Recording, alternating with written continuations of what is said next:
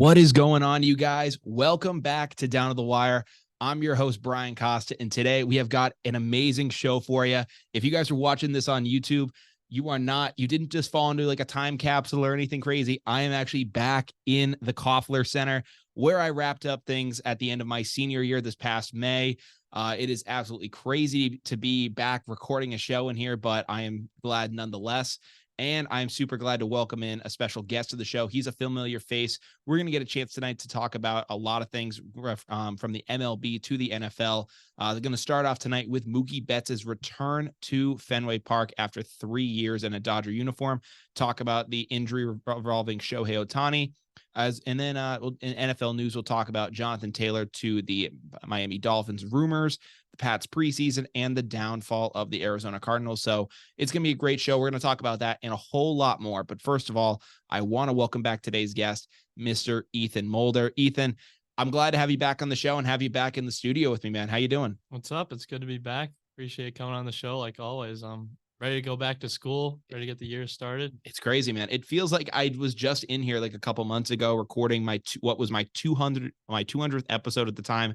It was the day before graduation, which is just absolutely wild to me that I was doing that at the time. And yeah, just to be back here, it's kind of crazy. I'm back for my graduate school now, doing 2 years here. So, the opportunity to maybe have you on some shows as well as some other students over these next couple semesters here. I'm really excited for it. So thanks for stopping in, man. And the first thing we wanted to get off on the plate tonight was Mookie Betts, after 3 years with the Los Angeles Dodgers, will make his return tonight and face the Boston Red Sox.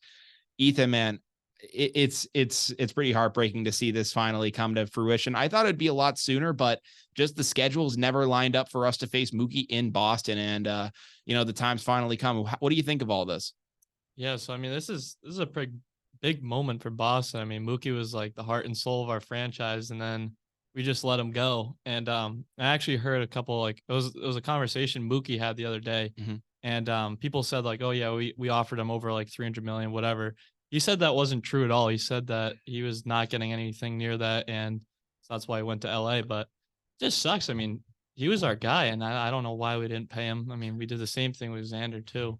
Yeah, I mean, it's been frustrating. It's been ridiculous to see how this thing is all kind of played out. I mean, when I first started this show, the whole drama with Mookie Betts first started. It was when the trade to the Dodgers originally went down. We covered it, and I never understood the deal and what we were getting back. I mean, 3 years later, it's really looking like one of the worst returns I've ever seen in a trade, especially for a guy of that caliber. I mean, especially with the way he's producing this year. I think his numbers, at least going into this game, was, batting like 300, 34 homers. He's doing really well so far this year, an MVP candidate. And all we got in return for him was Alex Verdugo, who is, having his own issues on and off the field with the Red Sox. Connor Wong, who I get it, is a serviceable catcher, but, really can't compare to what you lost with Betts. And then the cornerstone piece of the trade, who was supposed to be the key prospect in that deal, Jeter Downs, is no longer even with the team. I actually just saw him the other day. I was at a Woo Sox game, and he was playing for the other team, batting a $160 in AAA. And I'm like, yeah, that's worthy of giving up Mookie freaking Betts. Yeah, it's so disappointing. Mainly the Jeter Downs. That's the worst part of it, because Verdugo was never supposed to be the big return of that deal. No. He was just supposed to be the major league ready talent that you were going to get off the bat. And then Jeter Downs was kind of the centerpiece of the deal. It was like, all right, he's going to be the guy you can build around, be maybe a future shortstop, second baseman, a guy that you can really trust up the middle in a couple of years.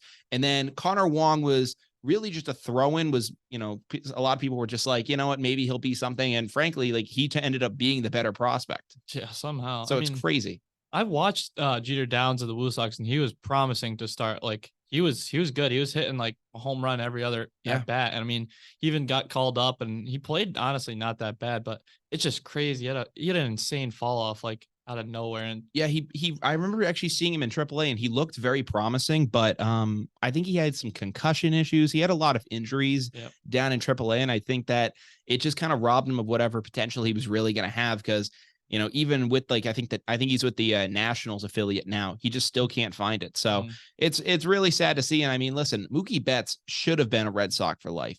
And had the Red Sox put up the money for him, he'd still be here.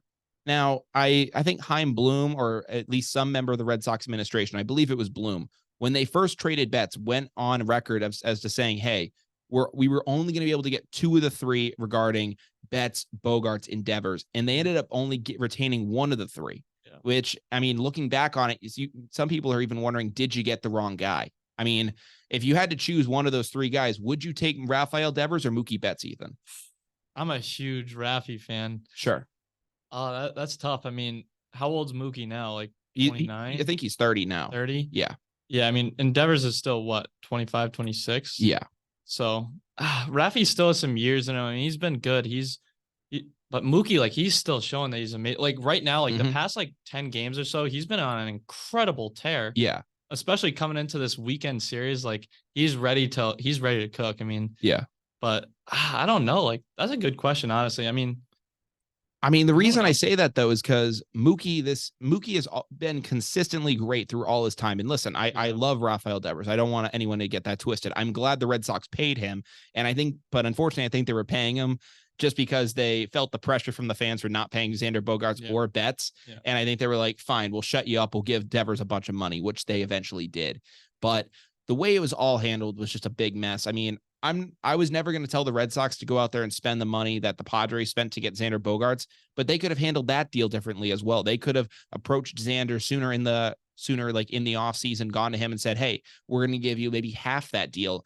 And had the Red Sox given him probably a respectable offer, he'd still be here as well. Yeah. So it's just the fact that the Red Sox didn't want to pay up the money, and that's just not how they run their operation anymore, which sucks. Because when you're the 4th richest team in all of baseball, and you have a payroll that sits in the middle of the market, it's just a giant waste and a giant middle finger to this fan base. Yeah, it makes no sense too, especially when you got like teams like the Yankees that are out crazy spending. Obviously, it's not paying off for the Yankees, but still, like, I mean, obviously the Dodgers, like, they spend a lot of money and it usually works for them. Mm-hmm. I mean, this year's interesting because I didn't think we were going to do well at all. And now we're close to contending. I mean, we're like 3.5 games behind right now. So honestly, like, I'm just interested to see down the stretch if this Sox team has it in them, because obviously Bloom thinks we have a good roster, and he thinks that we don't need to go out and spend crazy money. So if that's what he wants to do, I mean, hopefully it works out.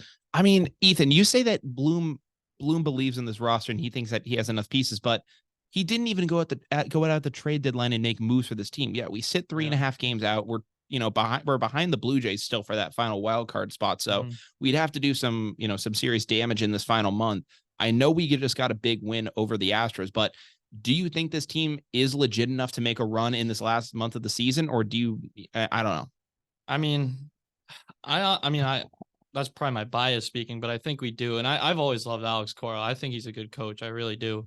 But I think they have a good run. I mean, we have some good games coming up. I mean, we have the Royals for a series, and even the Yankees, to me, is like, I think we can almost take almost all those games. Sure. But we do have some tough series coming up too. We play the Orioles twice, and Orioles are really good. So I don't know. I don't think we make playoffs. I hope we do, but there's just the AL has just been really good, especially the AL East, obviously. But it's been a tough year, even for us. Like, we're having a good year, but it's just there's only so much we can do. I mean, listen, what's been frustrating about this Red Sox team for the entire year is that they have just been consistently inconsistent. They've been the team version of Clay Buchholz, where I remember when Clay Buchholz was on this team and was, almost an ace at one point. He was very good like in 2013, but towards the end of his tenure here, I remember we were facing the Cleveland, then Indians, now Guardians, in the ALDS, and Bob Costas was calling the game, and Buchholz takes the mound. And Costas calls him consistently inconsistent, which at the time just perfectly summed up Buchholz' career, because you didn't know if you were going to go out and get the guy who threw a no-hitter in his first start or get someone who's going to let up 5 runs in the first inning.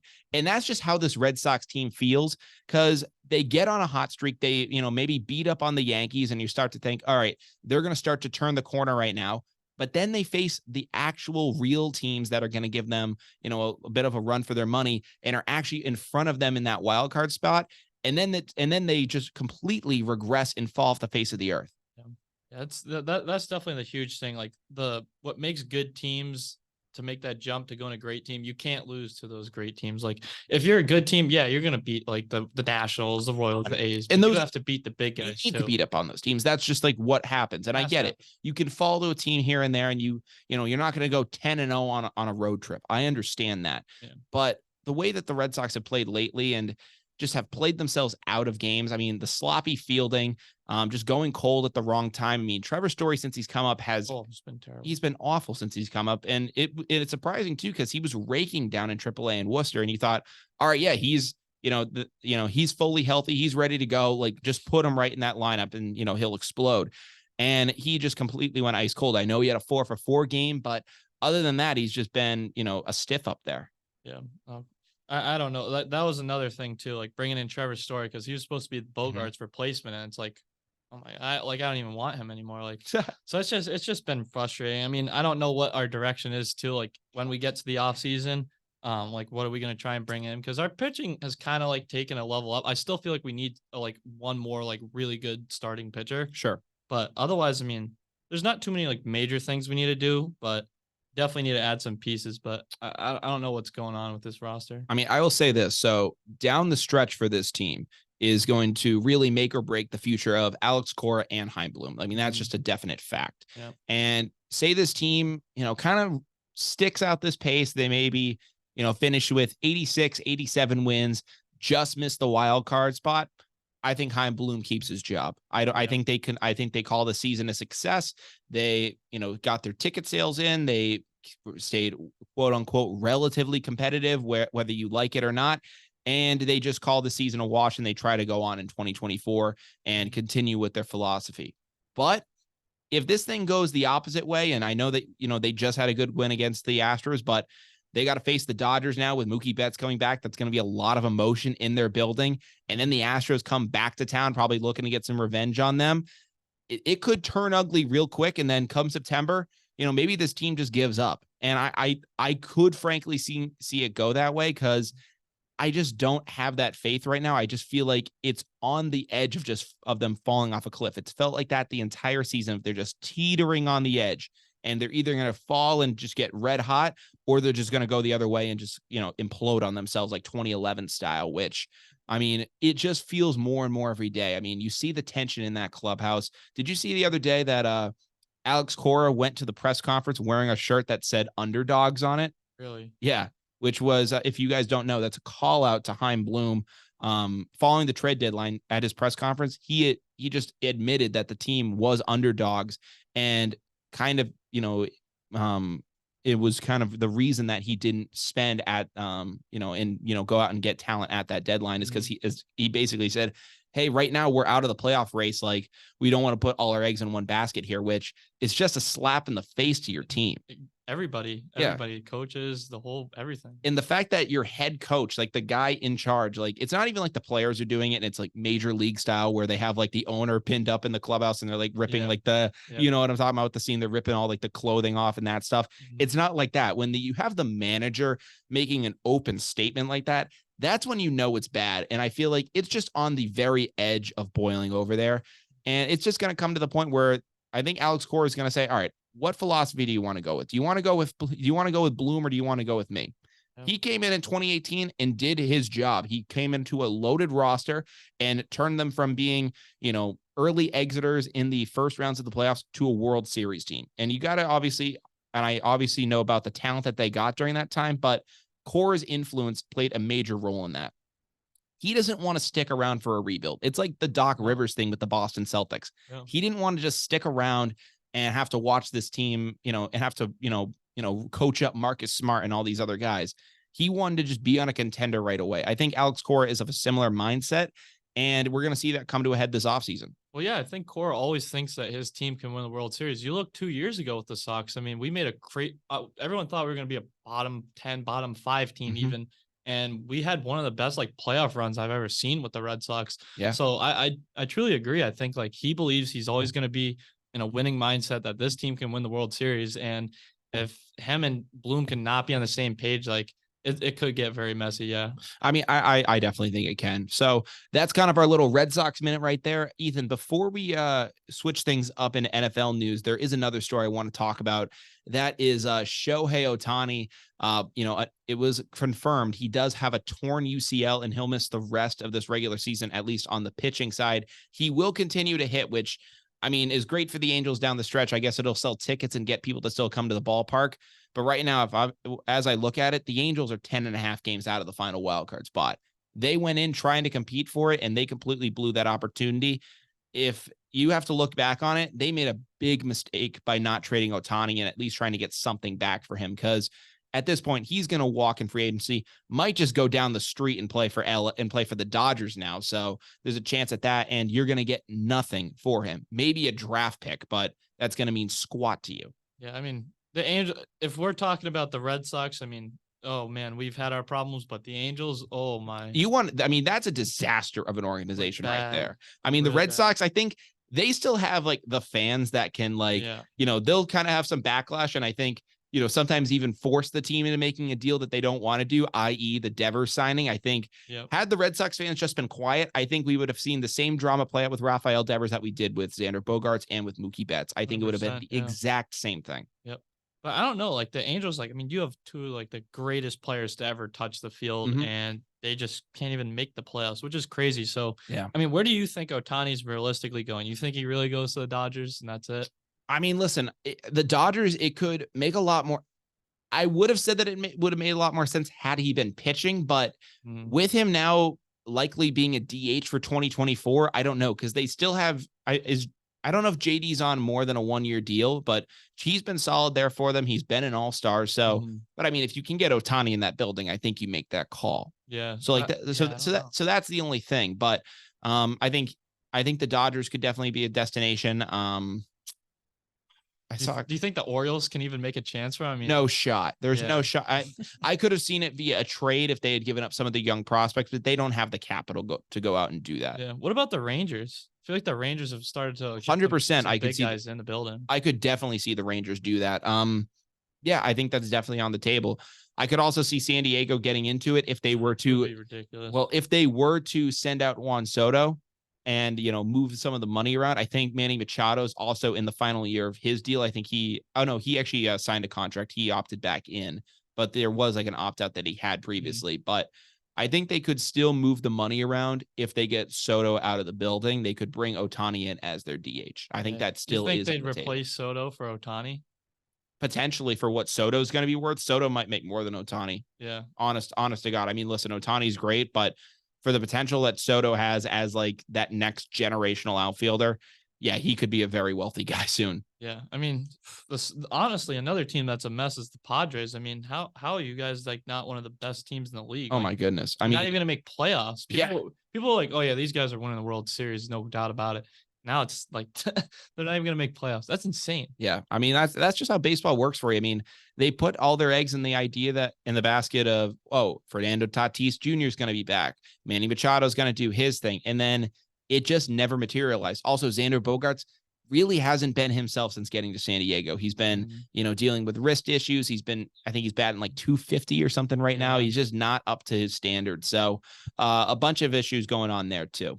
Yeah. So, I mean, I'm going to just say it now. I really think that the Rangers is the place he goes. I mean, that's like the perfect fit. I mean, they've brought in Simeon, they've brought in Seager, they've brought in DeGrom. They just traded for Max Scherzer. So I mean, they are making moves. I think that Ohtani in Texas could be really interesting, especially that's like the jump for them. Yeah. Completely. I mean, especially with the way they're competing right now. If their owner just wants to go in and throw a bunch of money at it, it's one of those things. I could see the Texas Rangers in a sense almost being like the Los Angeles Rams of baseball, to where they just said, screw it, for 1 year, we're going to put all the money in and try to win it all. Yeah. And in football, that has a higher chance of working, I'd say, than baseball, because we just saw how it worked with the New York Mets. Yeah. That whole situation blew up, and they had to send both Verlander and Scherzer out. So it's kind of always a risk in baseball, but if a team's willing to pay up and give them that money, then you're going to at least get a very quality bat. And then, the arm could be questionable by the time he comes back. This is his second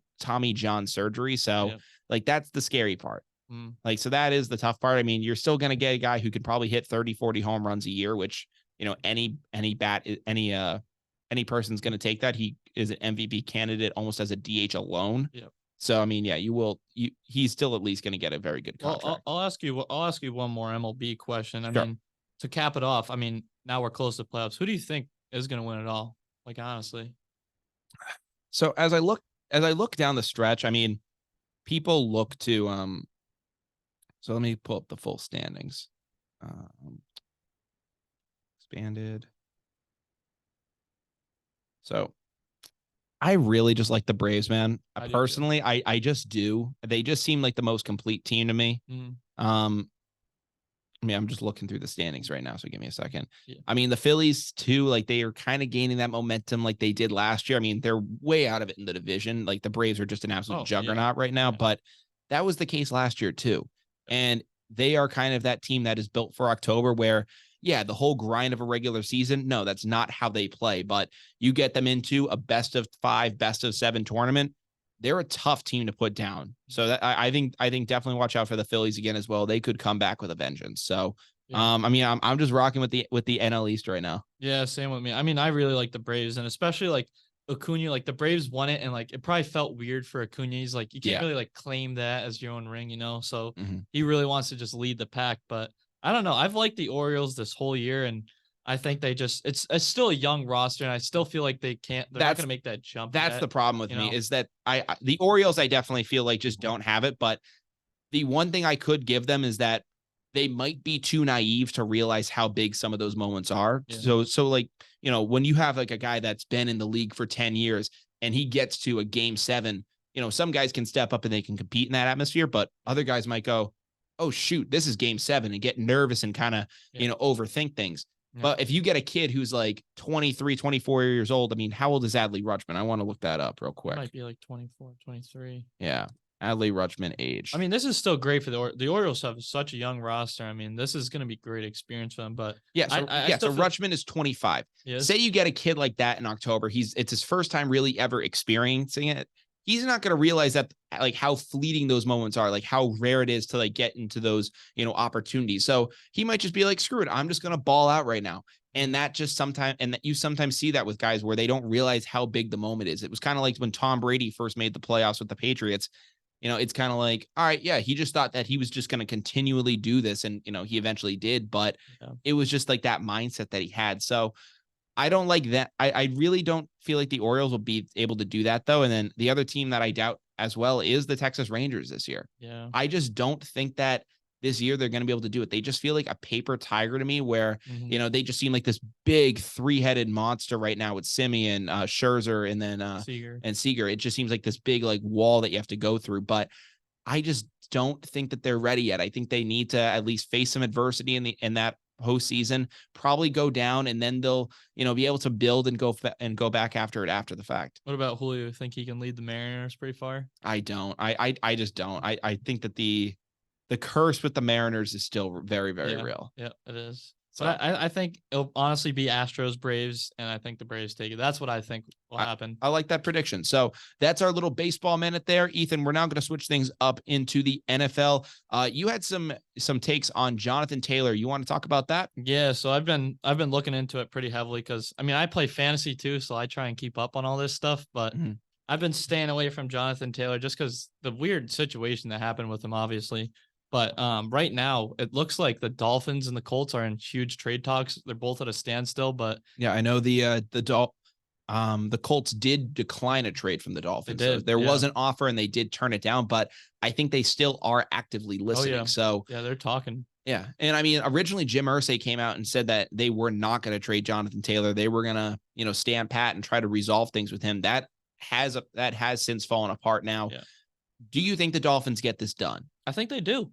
And if you look at it, I mean, I was going to say the AL East. Oh, Jesus. AFC. Yeah, the AFC East. I mean, they are just stacked. I mean, the Bills are really good. The Jets obviously made crazy moves. Pats tried to keep up, but the Dolphins, like, they still want to be that team. I mean, that's a great offense. You have Tua, Taylor, Hill, Waddle. That's ridiculous. So they really just need that running back. I feel like that's the only thing that's missing. Obviously, Ramsey is out for a little while, but you still have Xavier Howard. That's all they need is that running back, that star running back. And the Dolphins could honestly be one of the best teams in the NFL. I mean, they definitely have the potential to. It's all going to ride on Tua, though. That's all. Yeah. It's going to be huge. If he can't do it this year, then he's out, and they're going to get a new guy in. Yeah. That's just what's going to happen. But they definitely have the potential to do it, and I think that they see the Patriots right now getting better with their run game. Mac Jones is improving. The Jets just get Aaron Rodgers in. People are going to be excited to see what he looks like finally in a New York Jets uniform. And then the Bills are still, reigning atop the AFC. So, I mean, they realize what's cut out for them. And I think that, adding a dynamic back like Taylor to your run game, it just opens up so many more options for that team, with Waddle, with Tyreek Hill. And to just have that option out of your backfield, it's going to have teams just completely, playing guessing games back there. I mean, the Dolphins, they are trade mongrels because you look back at now the Trey Lance trade, which they got 3 players in return. It was like Waddle, Chubb, and like one other player. I forget. It was a star for Trey Lance. Unbelievable steal. That's crazy. Like now Trey Lance is QB3, probably not even going to be on. Like, I don't know where he's going to go. I say he should get traded to the Vikings, be an heir to Kirk Cousins, but yeah, I think that could definitely happen. And that's just I thought Trey Lance was going to be one of those San Fran superstar quarterbacks, and he's getting outplayed by Sam Darnold now. Yeah, it's pretty bad. I mean, yeah, like I think John Lynch is kind of just done with him now. I mean, not even Sam Darnold, but we just see Brock Purdy, Mr. Irrelevant last year, come in, tear up the league, and everyone's like, who the hell is this guy and how is he performing like this? So, yeah, it's crazy to see. I mean, just the fact that you could have a guy that was the 3rd overall pick completely be played out of a job after one season. So yeah, it's pretty wild. That's kind of good for the NFL too. It kind of like shows that like you don't have to be one of these top 5 picks, and that's like you're gonna be the guy. Like honestly, like these NFL, the owners, the teams, like they are not afraid to move on from players like that anymore. Like they will trade you for anybody. They will sign someone else. So it's going to be kind of fun to watch the NFL, like see like who's going to stay on the roster. Like, honestly, I mean, I will say this. I am surprised that he didn't get a little more leeway, get another chance to really prove himself. Cause I mean, that's usually something that first round quarterbacks get, because the team realized they invested, to draft a guy in the first round. You're investing millions of dollars into them. Yep. And listen, Brock Purdy was great for you. You can appreciate what he did. But when you're a GM and you're running that team, you have to realize, all right, I invested a lot of money into this kid at the 3rd pick. I want to see something pay off with him. So you're going to want to try to get some return. And when you just don't see anything, yeah, it can be pretty annoying. So I think that I'm surprised they didn't try to push it a little more and say, all right, no, we'll have you at QB2 and maybe try to give you some more reps. But from what I'm seeing, I just think that they're completely turned off by him and are probably just going to go in a completely different direction. Yeah, I mean, it's a fast moving NFL. You watched Sam Darnold. I mean, they moved on pretty quick. Zach Wilson, I mean, 100% pretty quick. So I mean, it's crazy too, because you look over New England. And it's kind of the exact opposite situation where you had Bailey Zappi come into play, did pretty well over his couple starts. New England is more traditional, though, where they decided, no, we're going to. This is crazy. Trey Lance to the Cowboys. Breaking news. As we're talking about it. Wow. That's insane. So we got some breaking news right here on the show. You want to read out the deal? Yeah. So the 49ers are sending their former number 3 all pick Trey Lance to Dallas Cowboys for a mid-round. Does it say any pick? Hasn't even specified, but mid-round, so probably like 4th or 5th. Wow. All right. So just breaking on the show. Okay. Yeah. Crazy. I have not been able to break some news on here in a while. So yeah, Trey Lance to the Dallas Cowboys. Ethan, what do you think about this? Dak Prescott, getting a backup quarterback in there. What do you think about all this? Wow. So honestly, like that's a really good move. I mean, Dak Prescott, he is also another guy that's been under a lot of pressure his whole career.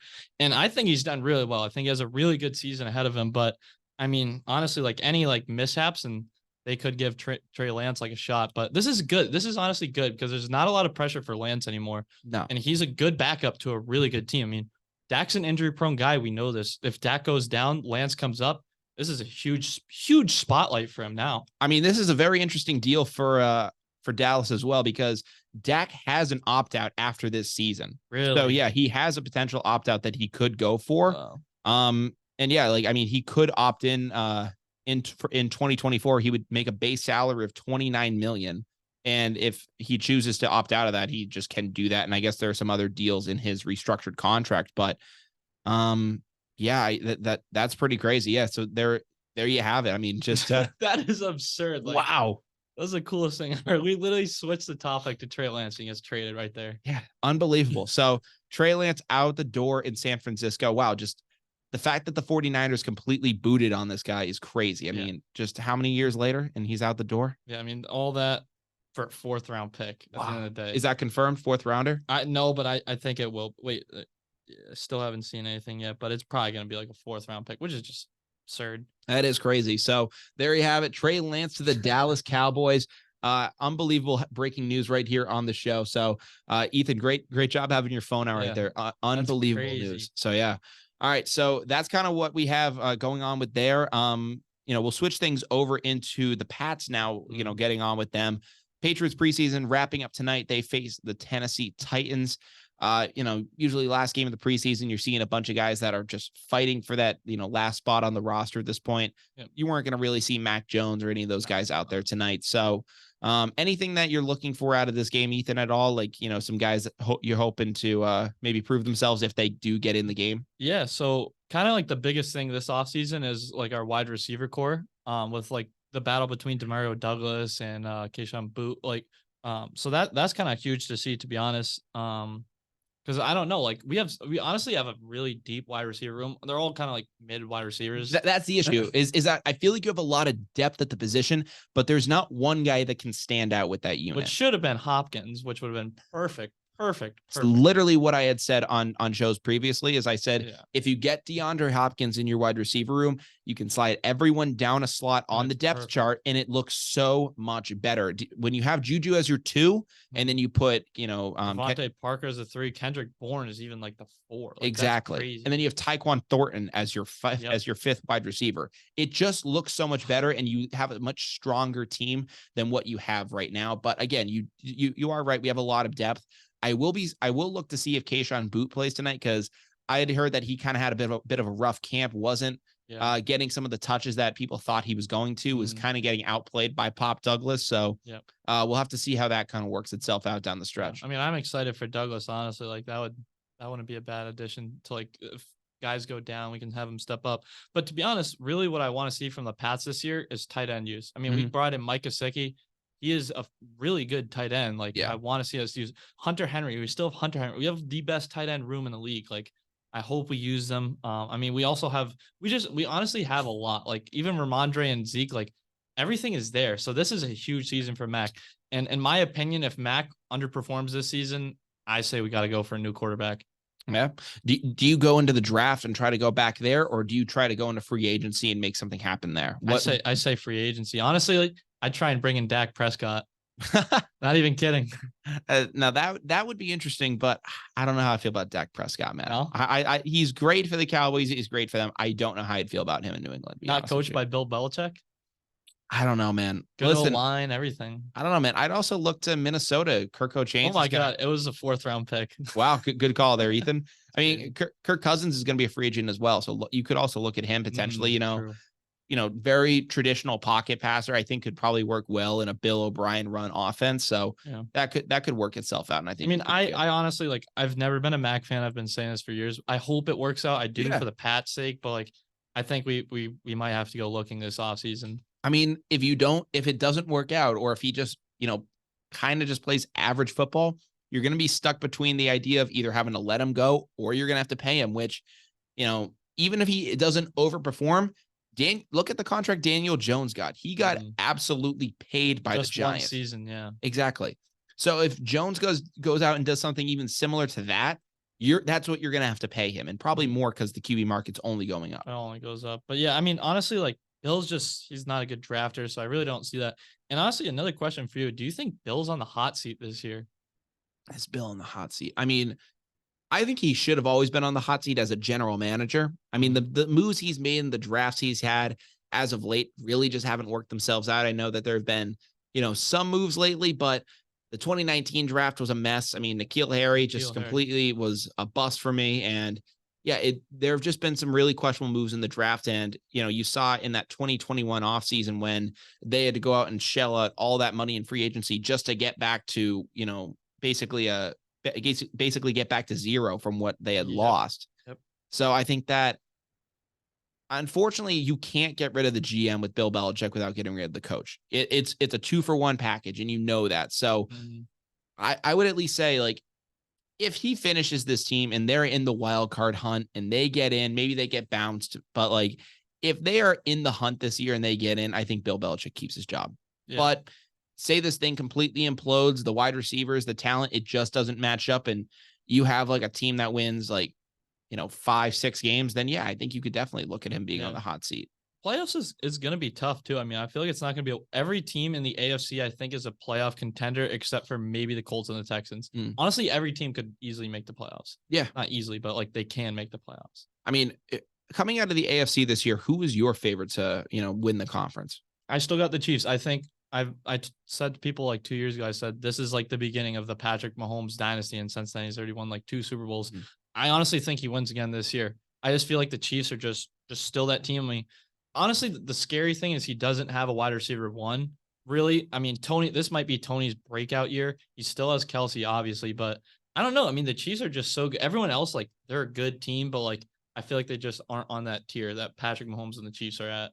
I mean, I would frankly look at the Cincinnati Bengals still. That's a good. I mean, I believe T. Higgins is in a contract year right now, so he's going to be going out to try to prove it for himself. You have Joe Burrow, with those 2 weapons still. Mixon, Chase, obviously. Yeah, I mean, those guys are still going to be there doing their thing. Hopefully, the O-line can, at least get a little more familiar behind him. But I know that's always been a challenge with him. So hopefully, you could solidify some things back there. But I think that, Burrow just having another year in that offense, things are going to click, and I think that they can definitely get back. Yeah, that's still going to be a top team. The only thing is when it comes, like, that team's going to make playoffs. I guarantee it. Oh, 100% barring injury. The only thing is I get scared about Joe Burrow because he just seems to get injured. Like, he already got injured in the preseason. And the second thing is coaching. I think Zach Taylor's just not a good coach at all. 100%. Andy Reid will out-coach him every single day. Every single day. Even Sean McDermott will find a way to out-coach him. So. Yeah, no, I mean, I get that. I just still don't. I'm not 100% on the Chiefs defense, and I think that on a good day, Joe Burrow can out-battle that defense. Yeah, this is true. Another team I'm really looking at is the Chargers. I feel like this is the year that they have to just make that leap. They've been one of those teams that's like, all right, they're going to be one of those top teams, and like they're good, but like they're just not one of those top teams. I think this is the year. I mean, Eckler, he had a weird offseason. I didn't think he was going to stay in the team. Now he did. They have 3 really good receivers. They have Keenan Allen, Mike Williams, and now Quentin Johnson. So this is going to be a big year for Herbert. He just got paid too. So I'm excited to see what the Chargers do. But again, I still feel like the Chiefs are still that, like, you got to knock them down. They're still like the top guy, and you got to find a way to knock them down. I mean, the Chargers are interesting to me too, because they got Kellen Moore this offseason. I mean, coming over from the Cowboys, he's, he seems to be a pretty good offensive mind, kind of like that next, like, young guy, might be a future head coach in this league. And yeah, I like what he brings to the table as well. I just don't know if they can get past the funk that they were in last year, falling to the Jaguars in the fashion that they did, up 33-0. I mean, what kind of an effect does that have on a team? Now, Justin Herbert could go out and, has all the intangibles to be an MVP candidate this year, and has the weapons too to boot. It's not like he can't go out there and make that happen. But in between the ears, what kind of a player is Justin Herbert? Yeah, that's the question. Is, like, physically, we know what he can do, but when the team is relying upon him to get to that spot, can he do it? And I just don't know yet. It's just seeing the way it all fell apart. Yeah, it's another, like, it's kind of like the Red Sox this year. Like, they're just inconsistency. That's the Chargers' problem. And like, Herbert's going to have those games where it's like, wow, this guy is he's electric. And then there's those games where it's like, what is going on? Like, he gets like barely anything, and 100%. The offense isn't moving. So it's like, that's the questionables. And that's the thing. The Chiefs, you never see like Patrick Mahomes have a bad day. He honestly never has a bad day. It's just something else is going on. But Patrick Mahomes is always doing good. The offense will always work.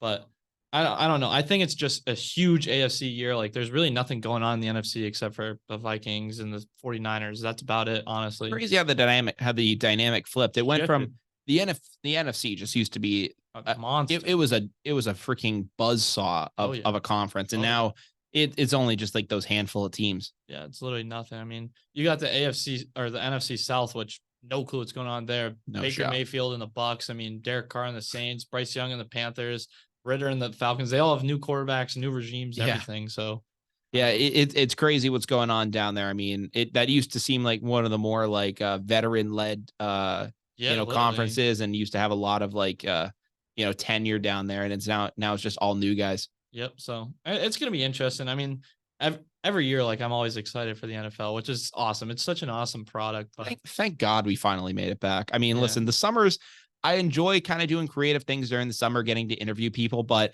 it can just be a draw when you don't have like those sports on TV, NFL, NBA. I love talking baseball, but I'm not primarily just a baseball show, so it can be difficult. Yeah. Well, so speaking of one of the NFC teams, which is crazy, the Cardinals 2 years ago. I mean, you probably were talking about on your show too. I mean, they started the season off 7-0. They had a loaded roster.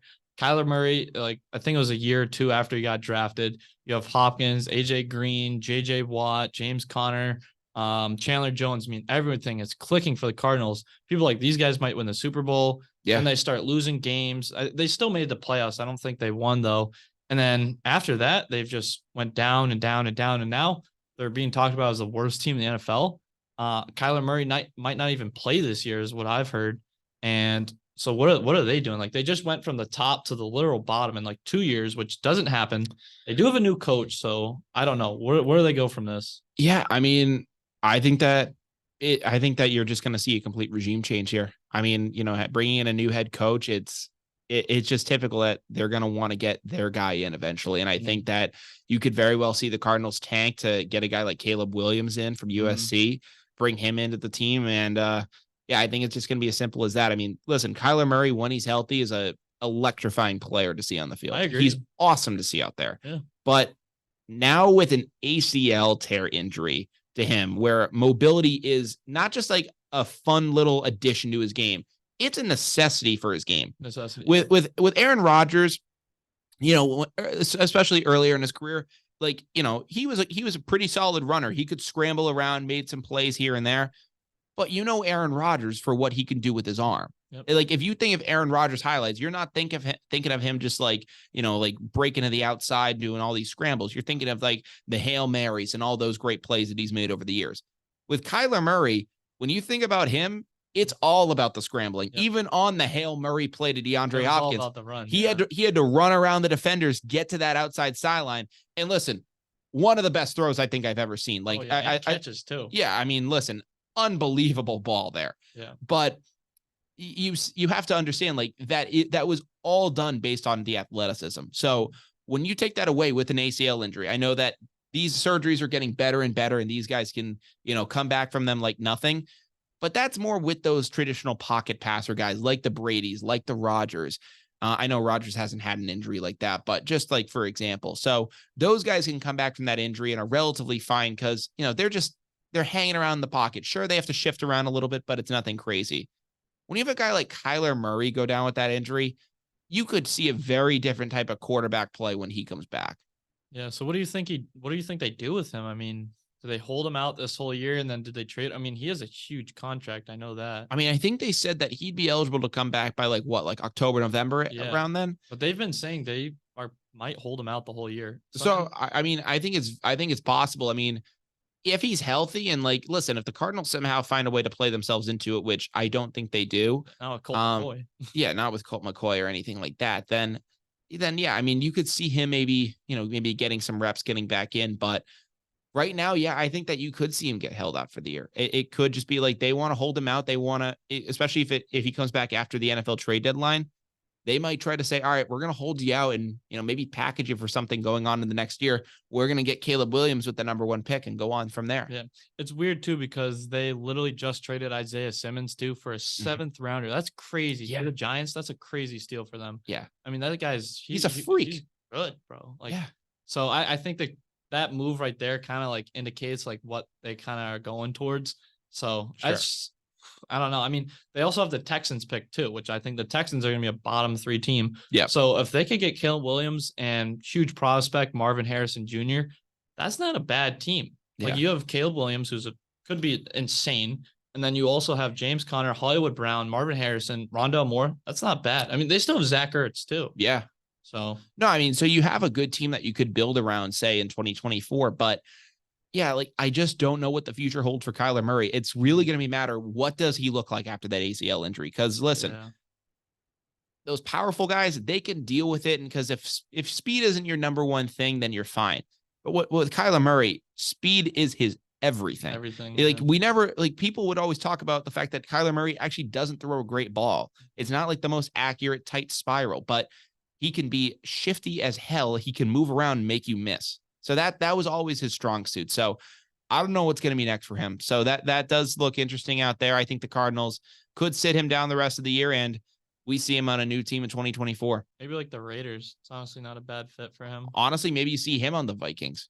Yeah, I mean, if Kirk Cousins is going to maybe want to get another paycheck, I don't think Minnesota wants to pay him. You could get him in there with Hawkinson and Justin Jefferson. That could be a pretty interesting offense. You could run some RPOs there, and maybe could work itself out. Yeah, it's gonna be really cool to see. I mean, honestly, like the NFC is a lot more like kind of like these really young teams and kind of seeing if they're tanking. It's really an all or nothing conference right now. It's like you're either in Super Bowl contention or you're going for that first overall pick in the draft. There's really no in between right now. Whereas it's the AFC, like everybody just looks like a contender. So 100%. Now, out of the AFC, and I mean, I know you talked about the Chiefs and I mentioned the Bengals, but if there was a team that could surprise you, I mean, you mentioned the Dolphins about, they have the potential to be one of the best teams in the NFL. Name a team for me from the AFC and the NFC you think could be a surprise going into this year. Honestly, a really big surprise for me, I think the Browns. Really? Yep. So I've loved Deshaun Watson since the beginning of his career. He was a superstar in Houston, Texas. Yeah. And then obviously the everything happened off 100%. And it's just like, all right, whatever. But he kind of didn't flow too well at the Browns mid-season when he got back. Mm-hmm. But I think like he had a huge offseason. If he figured out the offense, you have Amari Cooper. They brought in Elijah Moore, who just wasn't getting enough like looks at on the Jets. Yeah. Nick Chubb, who's probably the best runner in the game right now. That's honestly not a bad team. And that team could win that division and they could win a couple games. I mean, the Browns, remember, they used to be a complete like shit show. Like it was terrible. And then all of a sudden they start getting way better. So it's a whole new regime for the Browns. So I think that's my surprise for the Browns. Yeah, I mean, listen, that's just kind of how it is. So I mean, out of the NFC, I'll tell you this. I think the Seahawks could get back into it. I think that Geno Smith under Pete Carroll seems to have some stability there. I have my doubts with him still, but if Pete Carroll proved that he can, lead any team to and any player to prominence, it's with Geno Smith. I mean, I think that you have to give him a lot more credit now for what he did with Russell Wilson, seeing how he kind of flamed out in Denver and the fact that he took Geno Smith's career back from the freaking dead. Like Geno Smith's NFL career should have been over 10 years ago. Like literally he got drafted in like 2013, 2014 and, flamed out with the Jets. And it was like, oh yeah, he's just a traditional bust. It just isn't going to work out with this with him. And I was like, yep, he's just one of those guys that just didn't work out in the league. And now he's a starter and just was in a playoff game a couple months ago. It's like, how the hell did this guy get back on track? So I think if Pete Carroll can get him right, I mean, they just got Jackson Smith and Jigba. Who injured, unfortunately. He is injured, but if he can come back and, make a difference down the stretch, it could be pretty interesting. But yeah, no, I mean, I have no clue how that Geno everything happened last year. I mean, that was out of nowhere, but yeah, I mean, they re-signed him too. So they clearly wanted him back, but yeah, that's a good team. I mean, even the Rams, to be honest, like I don't know what happened last year, but with Matthew Stafford, Cooper Kupp coming back, that's a good team. And again, that division's kind of weak too. I mean, obviously the 49ers are good, but yeah, what do you think about that Rams team? You mentioned Matthew Stafford coming back from injury. Cooper Kupp is going to be back as well. I mean, that team is kind of in what's the word? Purgatory right now. You really don't know what they're going to be. I think that, just based on the state of the NFC, they could potentially even get into a wild card spot, but I mean, they sold out for the Super Bowl 2 years ago, and which absolutely was worth it. They got it. They were able to win it in their home stadium. It was a great story to finally get Matthew Stafford a Super Bowl. I'm so happy he got it. Yep. But now you have to kind of figure what else is this team going to do? Like the after part where it's like, now what do we do? I mean, they have like no first round picks for like, I don't know. Honeymoon phase is over. Like you're in this marriage now. Like what the hell are you gonna do? Yeah. They still have Aaron Donald, so that's still like at least a promising thing. But I mean, he even questioned retirement this year, Ethan. Yeah. I mean, Cam Akers, like I don't like Cam Akers. I don't think he's the guy for them. The Rams have always had a good running back too. Like, I mean, Todd Gurley, Steven Jackson, like that's just been who they are. Yeah. So I feel like they're gonna figure out Cam Akers. If he doesn't work, they're gonna go and get themselves a new running back. If they had pieces, they'd trade for Taylor. They don't have anything to give up. So, but I don't know. I mean, Matthew Stafford and Kupp, it's just going to be them all year. I mean, Van Jefferson's their wide receiver too. So it's literally just going to be them two all year. That's the only way the ball's ever going to move. So I don't know, maybe some surprises, maybe Van Jefferson breaks out or something like that. But that's just going to be an interesting team to watch. Yeah. Now, Ethan, that kind of concludes what we had for the NFL portion of the show. Before we do sign off, though, there was one story I felt would kind of be cool to talk about on the show. And, we go to Bryant University, which is located in Smithfield, Rhode Island.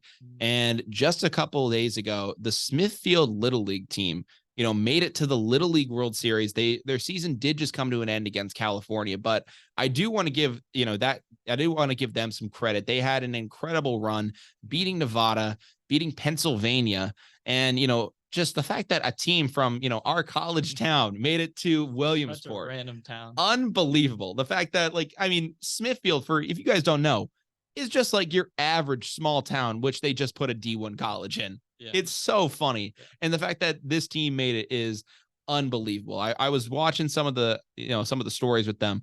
They have this kid, he's 13 years old. His name is Connor Curtis. He's like this, I guess like big lefty kid, throws just gas. And, I was seeing him, they had him like doing press conferences and he was just answering it like Bill Belichick style. Like he didn't even seem like a 13-year-old kid who was just like, this is awesome. It was just like they said, like, Connor, you struck out 15 kids. Like, how did you do that? And he goes, it was my job. I went out there and I did what I had to do. I'm like, awesome. I'm like, who the hell is this kid? That's awesome. He was born ready. I mean, that's crazy. That sounds like a pro player to me. Yeah. That's freaking awesome. I mean, especially for them to go up against big states like Nevada and Pennsylvania, who have produced just absolute like legends. I mean, Nevada, especially that's where Bryce Harper's from. So you have him coming out of there, but unbelievable. I mean, Rhode Island too, in the Little League World Series. If you don't know, they actually got shifted out of the New England division a couple of years ago. So yeah, because Rhode Island used to win so much in the New England division. Like someone at Williamsport, I think, just got sick of Rhode Island winning it every year. They wanted to see someone else do it. Yeah. So they shifted the divisions around. So the New England division no longer has Connecticut or Rhode Island. They're now in like this division with New York, Pennsylvania, or like New York, Maryland, and like Delaware or something like that. And it's called like the Metro division. Yeah. I mean, you get far enough north, like Vermont, New Hampshire, Maine, nobody plays baseball up there. Exactly. And what's funny enough is they put Rhode Island in what was supposed to be a tougher division. They won it anyways. Wow. Really? Yeah, so, I mean, you got to give them credit for that. Unbelievable run by Smithfield there. So, hey, Trevor Story just hit a home run. That's some good news. Hey, let's go. We were crapping on him earlier in the show. Way to come through, Trevor. Way to see it. Yeah. Way to be. So, Ethan, before we do sign off, back here at Bryant this year, in for another year. I mean, what are some things you're excited about with the Athletics? I know we just, did the Bryant soccer game last night. That nice 1-0 victory. Sweet header by, by Abdel there, by Abdel Talabi. I mean, great play there. So what are some things you're excited about to see this year? Yeah, I mean, again, for us, for soccer, we have a whole new regime. We have a whole new coach, Resendez.